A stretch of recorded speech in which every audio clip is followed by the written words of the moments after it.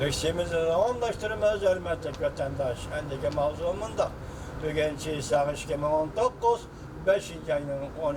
günü hafta gücüme mavzumunda Prezident Trump Xi Jinping bana çıraylık bir parça xat yazıptı.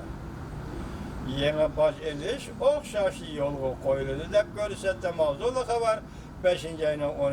günü Amerika avazlarını Xitay programı ilan kılındı. Haber mundaq başlar. 4. ayının 9. günü Perşembe Amerika Cungo yuqori darajalik amaldorlar yana bir meydan savdo suhbatine başlaştım bura. Amerika Qo'shma Shtatlarining prezidenti Trump bundaq ko'rsatdi. Çarşamba günü kechda, yani 8. islah kechda Xi Jinping'den kelgan bir parcha chiroyli xat topshirib oldi. Prezident Trump bundaq ko'rsatdi. Men Xi Jinping bilan telefonda so'zlashishim mumkin. Prezident o'xshash yana bundaq ko'rsatdi. Amerika amaldorlari Jungodan hassilab boj oladigan rasmiyatlarni becerishga başladı. Prezident Trump Aksaray tibbiy davolash xarajati bo'yicha o'tkazilgan muxbirlarni kutib olish yig'inida bundaq ko'rsatdi. Bizning tanlashimiz bak yaxshi bo'ldi. Bu men ko'p yillardan beri deb kelayotgan tanlash edi. Prezidentning degini balki savdo kelishimi imzolanmasa, tamoyil beja qo'yishni saqlab qolish deganlik bo'lishi kerak. Prezident Trump bundaq ko'rsatdi. Amerikaning taraqqiy qilayotgan iqtisodiy bilan unumli suhbat o'rnida turishimga mumkinlik bor. Prezident Trump bundaq ko'rsatdi. Bizning ikki buyuk tanlashimiz bor.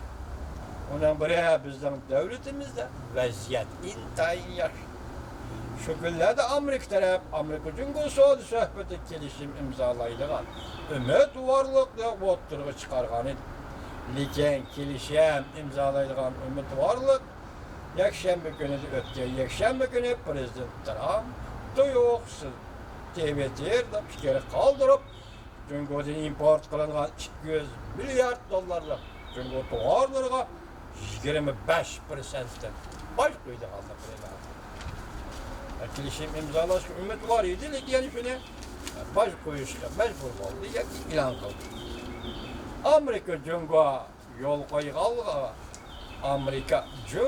yo'l qo'yganligiga pushaymon qilib, qaytadan suhbat qurmoqchi bo'ldi deb aybladi. Jungo dastlabki suhbat yo'l qo'ygan, endi pushaymon qilib, suhbatni qaytadan boshlamoqchi dedi. Buni Amerika aybladi. Shuningdek, Jungo hukumati bundaq ko'rsatdi. Agar Amerika taraf tamoyilni beja qo'yish tadbirini yo'lga qo'yadigan bo'lsa, Jungo taraf bu tadbir qo'llanib o'ch olishga majbur bo'ldi. Men bilan o'ch olsa, endi oldimizni ko'ramiz Jungoda qatandi. Prezident Trump 9. kuni payshanba Oqsaroyda Roosevelt nomidagi ishxonada bundaq ko'rsatdi. Biz asl kelishim imzolaydik. Keyin ular yana qaytadan suhbat qurmoqchi bo'ldi, ya'ni Jungo.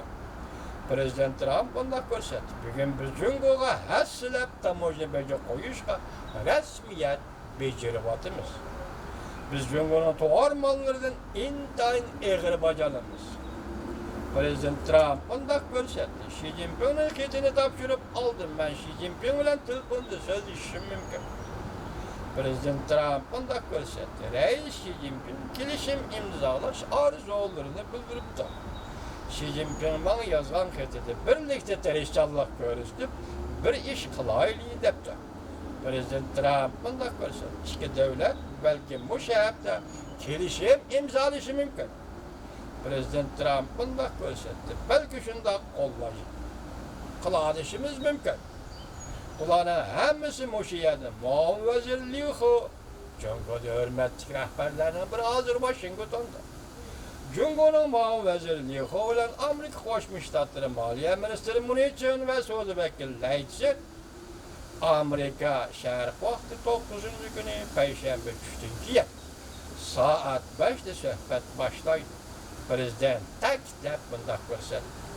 Yangi tamoyilni beja qo'yish 10. kuni, ya'ni juma kuni yarim kecha soat 12da 1 minut o'tganda rasmiy o'shga ega bo'ladi.